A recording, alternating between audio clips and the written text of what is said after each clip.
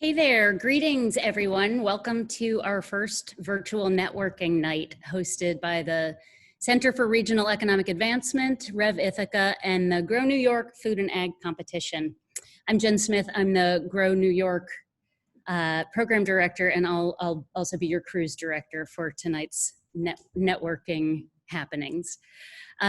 Those of you who are part of the startup community in the Grow New York region may have attended one of our networking at Rev Nights in the past. Creating space for entrepreneurs to talk to each other and to members of the ecosystem that nourishes startups is an important part of what we do. And we're experimenting with new ways to create that space. So thank you for being part of the experiment. Our partners in bringing you the conversation around getting your food startup off the ground include Cornell CAL's initiatives, the Center of Excellence for Food and Agriculture at Cornell AgriTech, and the Food Venture Center. The presentation portion of the session will be recorded, and a link to the recording will be provided to all attendees. We recommend that you put your Zoom window in speaker view by clicking on the option at the upper right hand of the window. Please mute yourself during the presentation and use the chat function in the bottom of your Zoom window to ask questions, introduce yourself to the group, and share your contact information. Don't forget to unmute when we get back from the breakout rooms so that you can get your networking on. When you're in those breakout rooms, and we'll reiterate that when we do break out, but that networking portion will ask you to introduce yourself, to talk a little bit about any effective virtual networking experiences you've had so that we can continue to iterate and improve what we're doing here.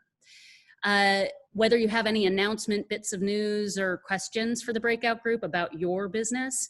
And then as a group, select a COVID response theme for the conversation to focus on. That might be businesses that have made a product pivot, people or workforce changes, banking and funding challenges, sales and marketing constraints, and reopening and certification thoughts and questions. And to help facilitate the networking breakout rooms, we welcome constituents from the Johnson Entrepreneurship Track, UNI I-Core Node, Black Entrepreneurs in Training at Cornell, the Southern Tier Startup Alliance, We Cornell, Grow New York, of course, 76 West, Rev's hardware programs, and Cornell Engineering Commercialization Fellows and Kessler Fellows, all of whom are members of our family of programs here at the Center for Regional Economic Advancement. A quick word about our agenda. In a moment, we'll welcome our speakers, and at about 7:25, we'll all get shuffled into the breakout rooms where we'll have a chance to connect with a few other guests in a way that expands beyond the chat function on the sidebar. After about 15 minutes, we'll all get pulled back into this virtual hall and share any outcomes of the conversations in the breakout room. At about 7:45, we'll begin to wrap up, asking you to give some feedback on how well the networking night met your needs and expectations. It'll be a poll. We won't ask you to pipe up in person. And then you're on your way. Before we welcome our speakers, I want to remind our guests that the Grow New York Food and Ag Startup Competition is on. Applications are open through July 15th, and the pitch competition itself will occur November 17th and 18th. We're giving away $3 million in prize money. So if you're a startup working in the food and ag sector, throw your hat in the ring. You can learn more at our website, grow-ny.com. And now, please join me in virtually welcoming Cornell CAL's Chief Academic and Administrative Officer, the Ronald P. Lynch Dean, Catherine Bohr, who is here to tell us about Cornell CAL's ongoing commitment to food and ag innovation. Well, thank you, Jen, for that very kind introduction. And I'm pleased to join you for this event, which is focused on food and agricultural innovation in our region and in our state. Today's topic is very timely in the context of the coronavirus and its impacts. Since the start of this public health crisis, the pandemic has disrupted our food systems and supply chains, and needs have shifted very quickly. But openness to new ideas and to innovation are at the core of our ability to respond to the emerging challenges. So this evening, I'll highlight some of the ways that Cornell's College of Agriculture and Life Sciences, which we call CALS, supports innovation and entrepreneurship across our local and regional food systems. From novel startups to businesses that span generations, Cornell CALS plays a critical role by providing access to world-class research, to expertise, and to facilities that lead to some of our state's most profitable agricultural food and beverage products. Now, at the core of New York's food and beverage sector are the investments that we make in human capital, and specifically by helping to develop and to support the students and the alumni who become food entrepreneurs, growers, and producers across the state. So tonight I thought I'd give you two examples. To start with, Jessica Kwong from CAL's class of 2018, whose company Jack and Friends got its start as a student project to create a tasty vegan snack. The resulting product, called Jacked Jerky, won top national honors at the Institute of Food Technologists student competition in 2017 and went on to become a finalist in international competition in China. And Jamie Kim, a hotel school graduate from Cornell's class of 2019, perfected her Bumble and Butter granola with classmate Katie Lee in our Stocking Hall test kitchen, using locally sourced honey for the Bumble and local dairy products for the butter. We featured both of these successful entrepreneurs at our celebration of New York State food innovation, which we hosted in early February in Midtown Manhattan. The event was an opportunity to showcase the inspired bounty of New York State's food and farm economy. Cornell CALS is proud to support Grow New York, which provides a tremendous opportunity to fuel economic growth in the Finger Lakes and in the central and southern tier regions of New York State.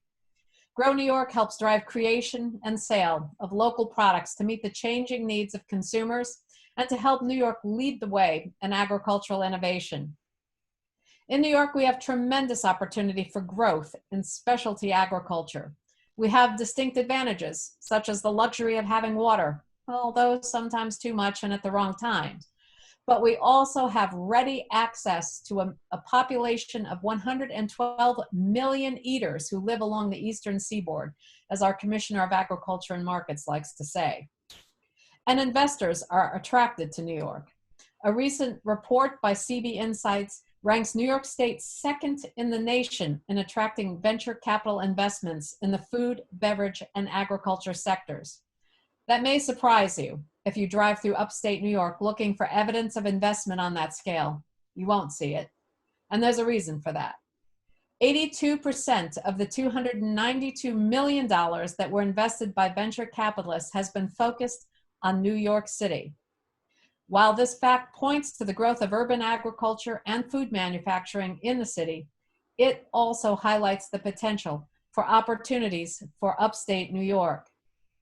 In the food sector, 80% of new products on U.S. grocery store shelves in the past 5 years were created by smaller companies that are disrupting markets instead of through innovation in the very large companies.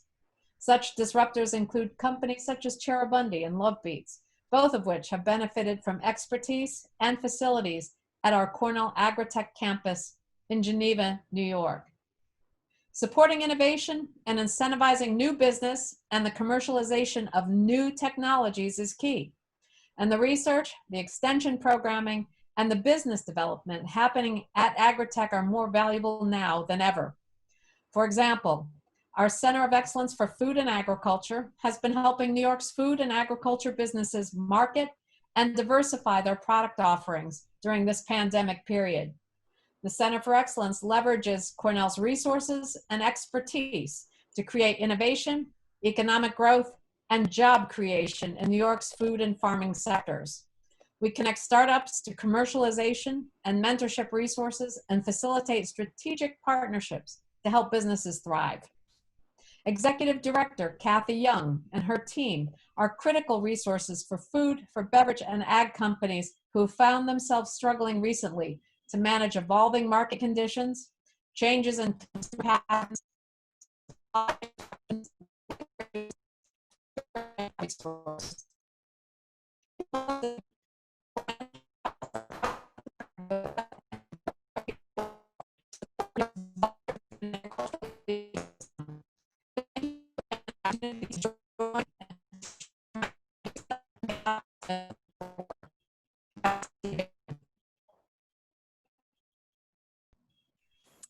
Thank you so much.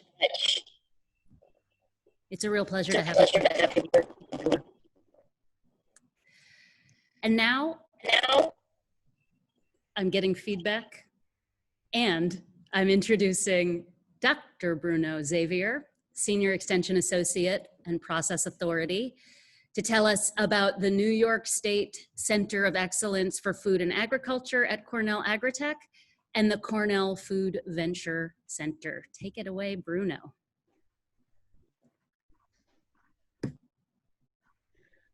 Thank you so much, Jen.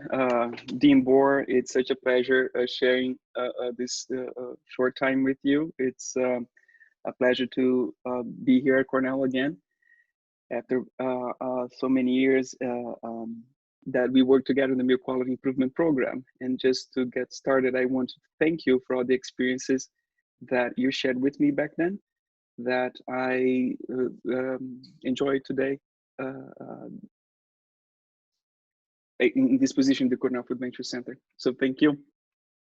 And thank you for the introduction of our Cornell AgriTech in Geneva. I'm going to talk a little bit about what we do here or there today and focusing on the work at the Cornell Food Venture Center, in which I am a processing authority, and at the Center of Excellence in Food and Agriculture, which was also mentioned, in which I'm also part of under the direction of Kathy Young in that program. So first, I want to just briefly talk about Cornell AgriTech. Many of you might not have the chance to come visit us in the past, and that might take a while until we can take you that physically. So the Cornell AgriTech is located in Geneva, includes 4 main departments. Here described is the Department of Food Science, which our program belongs to, but also the Institute for Food Safety at Cornell University, the Fruit and Vegetable Processing Pilot Plant, the HPP Validation Center, and the New York State Wine Analytical Laboratory, which was now renamed to Craft Beverage Institute. We also, in Geneva, we have the Department of Entomology, the School of Integrative Plant Science, Horticulture, Plant Pathology, and Plant Microbiology, Plant Breeding and Genetics. We also have the USDA Agricultural Research Service on campus, and many of their researchers working in several projects with these different departments there. The New York State Integrated Pest Management Program, the Technology Farm, which is an incubator program for a lot of these food companies that we're going to be talking about today. And as I mentioned, the Center of Excellence in Food and Agriculture, which is the newest addition to this list of programs. The Cornell Food Venture Center was created with the mission to provide comprehensive technical assistance to farmers, entrepreneurs, and food companies pursuing new food products for the marketplace, enhancing food safety and promoting economic development. I like to summarize that statement, a mission statement, by saying that we want to make sure that food safety and technology are not barriers, not impediments to the growth of small food entrepreneurships. We want food safety especially to be a level field for small and large companies alike. And that's why Dr. Don Downing founded the program in 1988. And the program started very small, but nowadays it has a significant presence both in the New York State and in the Northeast, but also nationally. We provide validation for more than 2,500 products per year. And by some accounts, that amounts to about 70% of all products that come to market in the state of New York. And of course, we have a presence also in the rest of the country, but most of the products that we validate are from companies here in our state. And a lot of these companies are very small, bringing their first products to market, and we're very happy to provide state-of-the-art support for these products to make sure that they are safe. And as Dean Bohr mentioned, we believe that this is going to be even more crucial in this time of significant and very rapid changes in the food sector. In April in 2017, also in a program strongly supported by CALS and an initiative that had the personal support by Dean Bohr, we opened the Cornell Food Venture Center office in the Brooklyn, and my colleague, Dr. Ann Vegdahl, is there. Of course, is not there physically these days, but she's there organizing all the contacts with those companies in the Brooklyn area.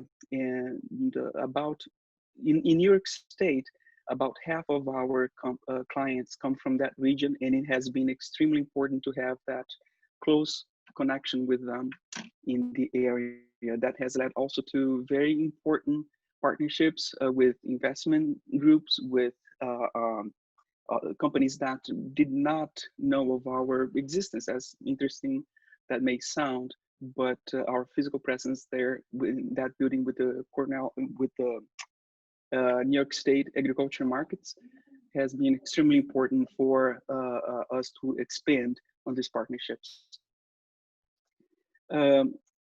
The Food Venture Center, as I mentioned, we are a processing authority. Basically, what we do is we provide the validation of processes and provide documentation that states that this product that you're making is safe because it is, for example, cooked to a certain temperature, or you use a certain technology to ensure safety of that product.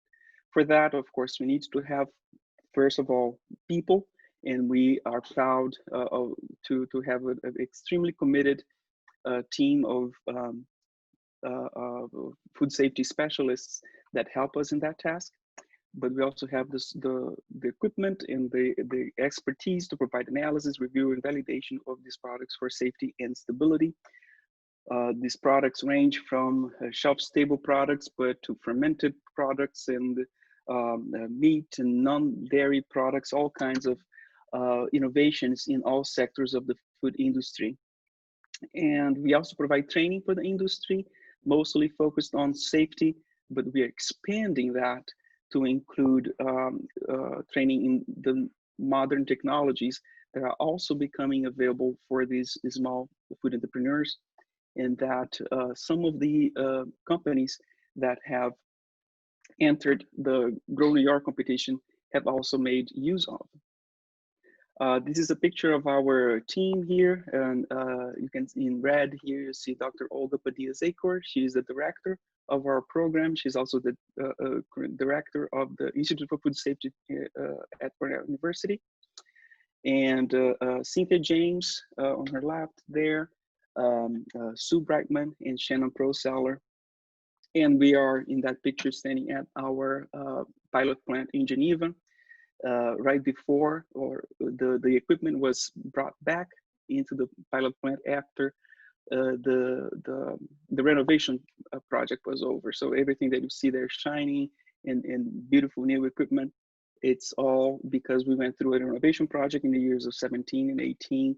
It was done early last year. And that's what we are seeing there now. So we have 10,000 square feet of processing space, plus storage areas, cold storage, frozen. Basically is the best playground for food nerds in the country, and we are proud of that. And the pilot plant plays a very crucial role because often food manufacturers come to the Food Venture Center with a challenge. Of course, if it wasn't a challenge, they would resolve without the expertise that we provide. And often we need to use these tools to make those products adequate to whatever technologies large companies, sometimes co-packers, will have, and that takes changes in sometimes in the recipe, or any other changes that may be needed to make sure that the product, even though it's going to be processed or manufactured using a different set of equipment, it will still provide the desired quality that the client wants. So the pilot plant is available on an hourly basis. You can come and rent the pilot plant for an hour for a heavily subsidized fee. And we also have the experts there. We have Kyle Kreiner, that is the pilot plant manager, and he is also available to help in the product development process. I also wanted to mention very briefly a little bit about the New York State Center of Excellence in Food and Agriculture. These program came at a very important time for us, because as I mentioned, the Food Venture Center interacts with all these clients, but we are focused on food safety and technology. These clients come, however, with a great need for business development support, which we were not able to provide. The Food Venture Center came to fill that gap. Now we have a team of experts there that will try to provide that support. And we operate in 3 different strategies here. We want to push new technologies into market, and we are working directly with Cornell to make sure that we promote the technologies that are being developed, some of the patents that we are trying to commercialize. Some of them may apply to the food industry, and we are making sure that we can connect these companies that come to the Food Venture Center or to the Center of Excellence with these possibilities. We want to pull existing companies into New York State, attracted by the opportunities to work with sources of innovation and research. And in the past year, we have been successful at that. We have brought companies, and just today, one of our clients closed some very interesting opportunities here with Empire State Development Program, and we are very excited to bring these companies to New York. Many success stories are in the making as well, with companies that develop their products with the support from the Cornell Food Venture Center, and in the technology side, in the Center of Excellence in the business development side. And we also want to grow existing agriculture and food technology companies in New York State. And today I will mention 2 examples of that. And at least one of these clients are with us today here. Maybe we'll have a chance to hear from her during the questions time. The Center of Excellence wants to connect all these partners within and outside of Cornell. As I mentioned, the Cornell Food Venture Center is one of these extension programs that is in the second box here.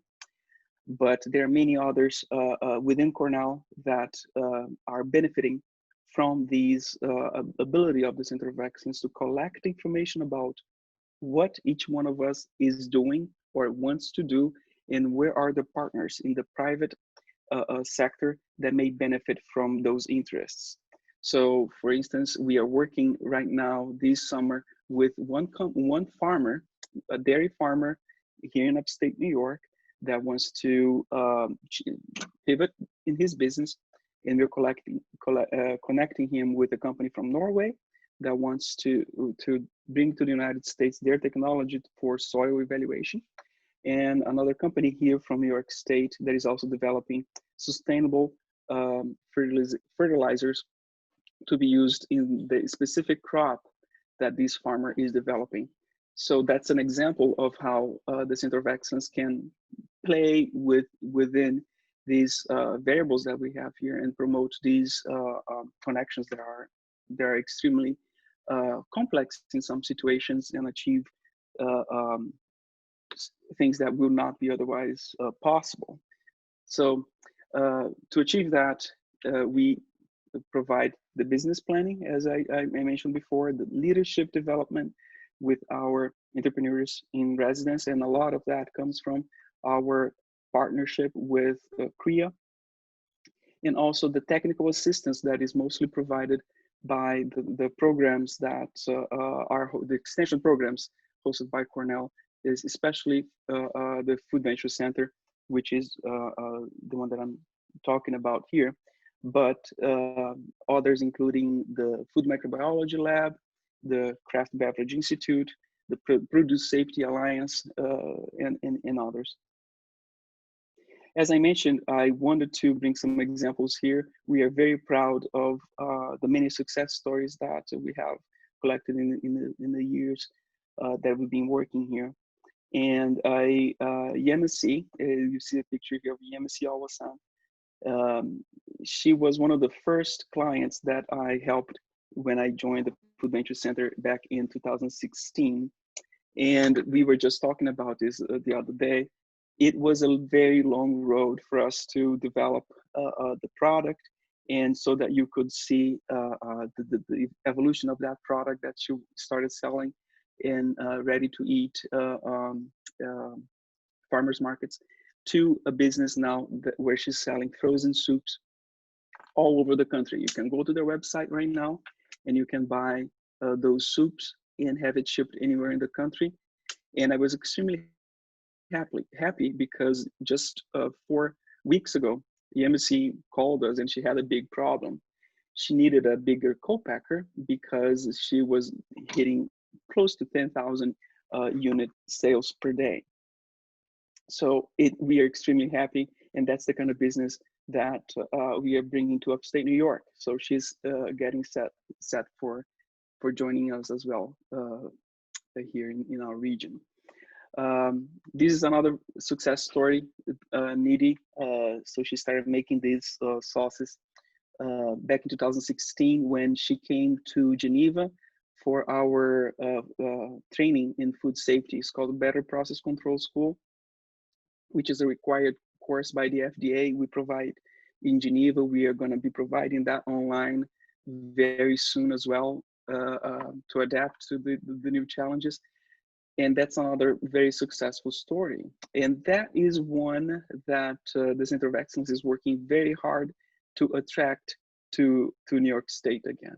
Because Nidhi, she started here and couldn't find a proper co-packer with the capabilities that she needed. And that's exactly where we are working now.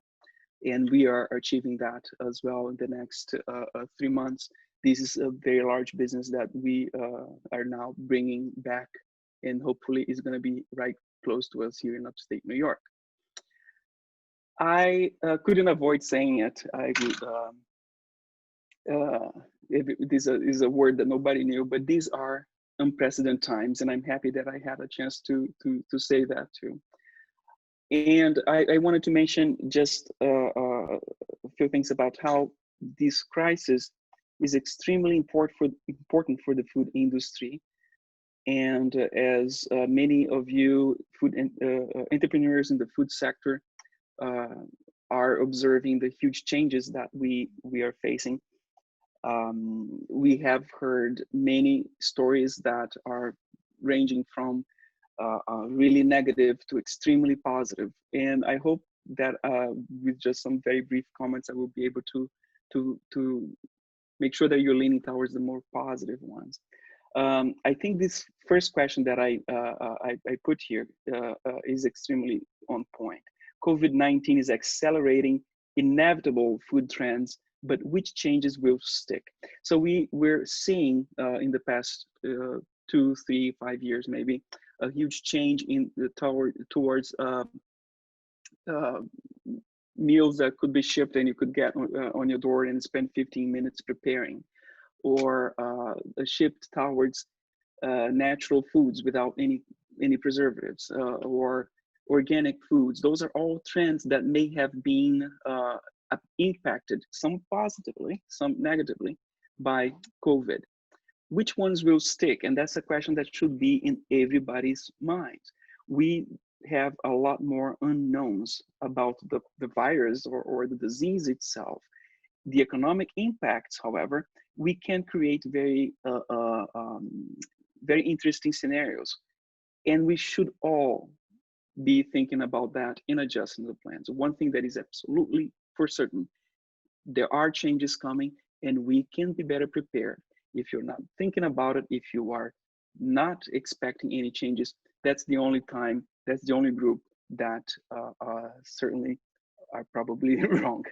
I also found this article by John Tyson, chairman of Tyson Foods. The food supply chain is breaking. And that is bringing me to my point. It's one of the largest food manufacturers in the country, and he's concerned about his supply chain being broken. And in meats, you could make the case that, well, we are so centralized on the production and processing and distribution of meats that they should have an easier time maintaining that supply chain organized. And even for them is a huge challenge. For companies that have 50, 60 suppliers to make their half a dozen products, it's an even bigger challenge. However, these highlights one of the most important points that I wanted to bring here. There is a huge opportunity for small food entrepreneurs lurking around the corner. It's extremely hard if you have a meat packing facility and you have 400 employees. All of a sudden, 100 of them do not show up because they are sick. You have a huge problem to stop that production, to make sure that you have practices in place to make sure to avoid spread of the disease, make sure all your employees are safe, and so on. However, the small food entrepreneur can react extremely quick. And it may be the case that in order to make our food manufacturing system more robust and secure the supply of food to our population, we will be relying more on the safety of the foods produced by small food entrepreneurs. We are operating under that assumption, and we are seeing the great progress that is being made by many of these successful stories that we have in the Food Venture Center, in the Center of Excellence. Just 3 sentences that I heard this week. We have never been so busy. That's one of the manufacturers here is local, is a company that works with us. And they have been able to get up to bring new products to market, and they're doing extremely well. It's not easy to work under those circumstances. They have been relying on the guidance that Cornell Food Science is providing for the COVID-19 response. They're extremely successful at that, but they're being able to keep the shelves full, and that's been a challenge because products are moving like never before. What used to be our byproduct now makes 60% of our revenue. It's another company that works with us. And I put this here to highlight the importance of being open to change. This company has a business that they've been developing for 12 years. And 2 years ago, they came up with a new line of products that were developed as a way to reduce the environmental impact of the company. Basically, they had to get rid of this byproduct. They created a new product, and now that's what's keeping the company growing very robustly. So we should be looking for change. For alternatives. We should be looking at new ways to make the best of the opportunities that are presenting to us. And we can be pleasantly surprised with these opportunities. And this is from a friend of mine. He's an investment banker.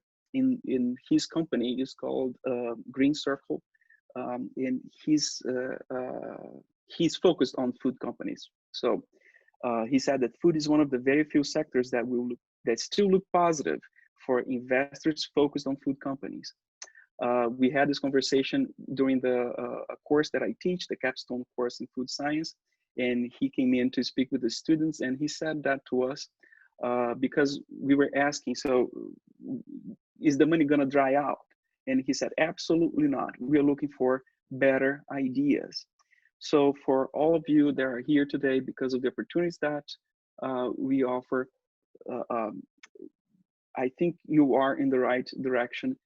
There are many solutions. I think small food entrepreneurs can have a huge impact on our response to this tremendous crisis. I am extremely honored to be in this position to help some of these companies, and I want to tell you that we at Cornell are committed to your success. We are here to help. And with that, I will end my presentation. This is my contact information, and this is a picture of our amazing team there in Geneva. This is an old picture. Some people are missing. Some have already finished their masters or PhDs, but we are there to help, either physically or virtually. Count on us. Thank you so much, Jen, for the invitation. It's been an honor being here with you. Any questions? Yeah. So I do want to take just a couple of minutes to get some of the questions from the group answered. We also do want to have the breakout room, so we'll keep this very tight, but we've got some specific questions and then a more general question. And the specific questions I'm going to kind of summarize as: I'm a real small startup. I don't need 10,000 square feet of space. How can we work together? How can I learn about your pricing, and really like what it costs me a la carte to work with you? And are there specific kinds, sizes, levels of maturity of company that you're hoping to work for? I'm just gonna make sure I leave this on. I just realized this so that you have the contact information, but that's where we have all the information here for the Food Venture Center. I should have changed this slide to also have the contact for the Center of Excellence, but I'm also with the Center of Excellence. 20% of my time is dedicated to that program.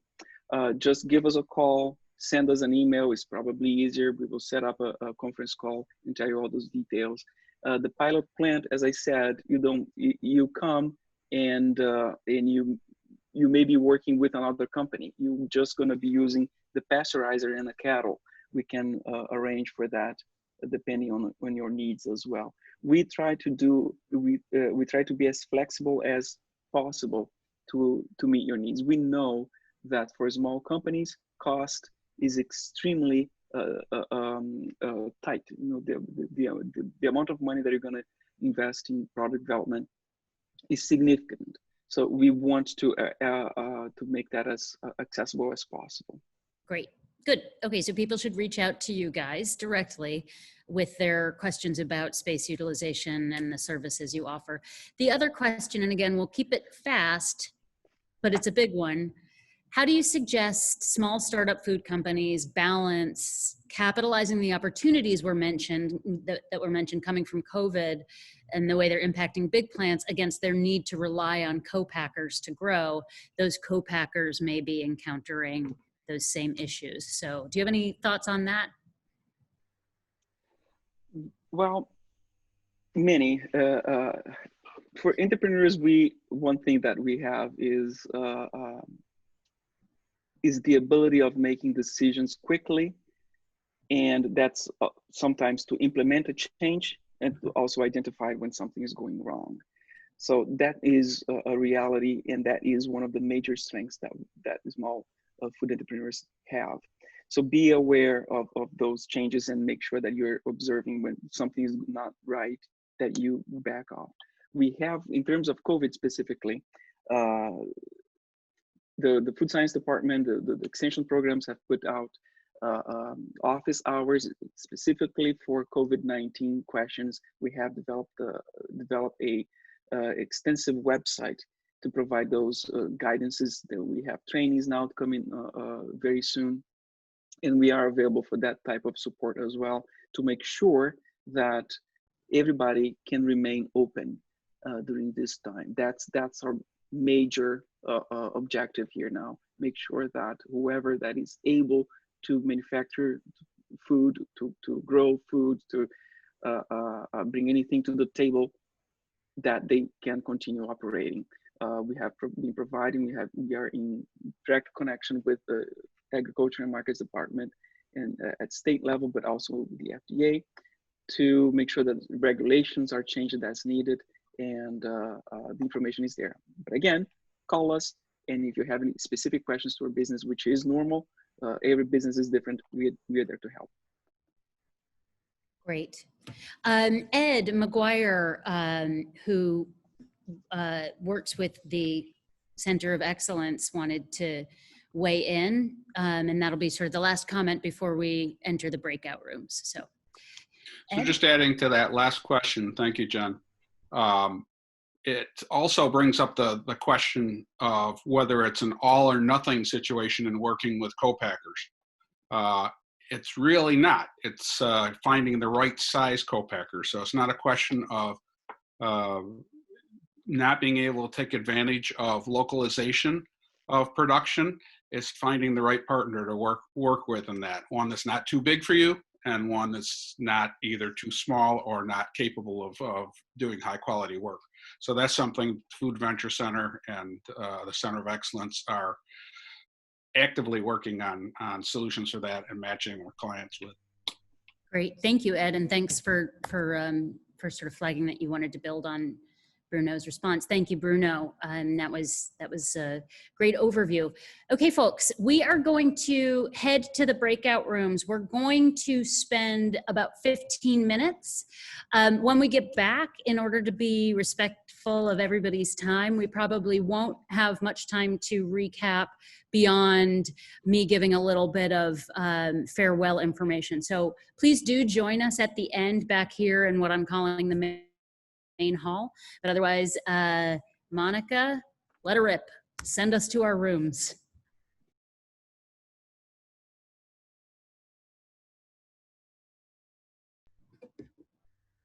So while people are coming in, I'll say our group was able to have a fast and furious, but really informative conversation about some of the pivots that we're seeing folks that are working in the food industry, whether on the restaurant side or on the producer side, that they're able to adapt and provide food resources to different kinds of customers.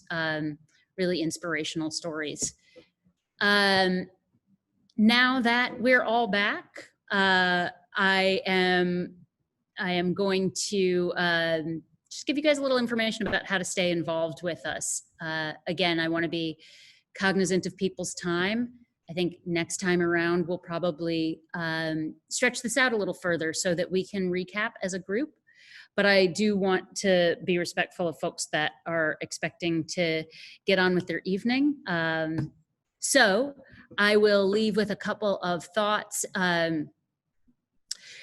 Our organization, the Center for Regional Economic Advancement at Cornell University, is hosting a series of webinars that are supporting of our entrepreneurial community during the public health crisis that we're living through. So if there are topics that you're interested in and that you'd like to see covered in a future webinar, you can email CREA@cornell.edu. So that's CREA at cornell.edu with suggestions, along with all of the contact information and questions and appeals for partnership or fundraising that were captured in the chats in our breakout rooms. We'll send along these email addresses for you to reach out and contact us. We're going to have this session, certainly the sort of presentation section at the top, available for download as a recorded webinar. So you can look for that at revithica.com tomorrow. And then finally, the Grow New York applications, again, are open until July 15th. You can visit grow-ny.com for more information. If you have questions, you can reach out to me at grow-ny@cornell.edu. I'd really like to again thank Dean Boer and Dr. Xavier for giving some information about the resources available for food startups here at Cornell. I'd like to thank the New York State Center of Excellence for Food and Agriculture at Cornell AgriTech and the Food Venture Center for their support and participation in tonight. And I'd especially like to thank all of you for being part of our networking night experiment. I hope you enjoyed the conversation as much as I did. Thank you and have a great evening.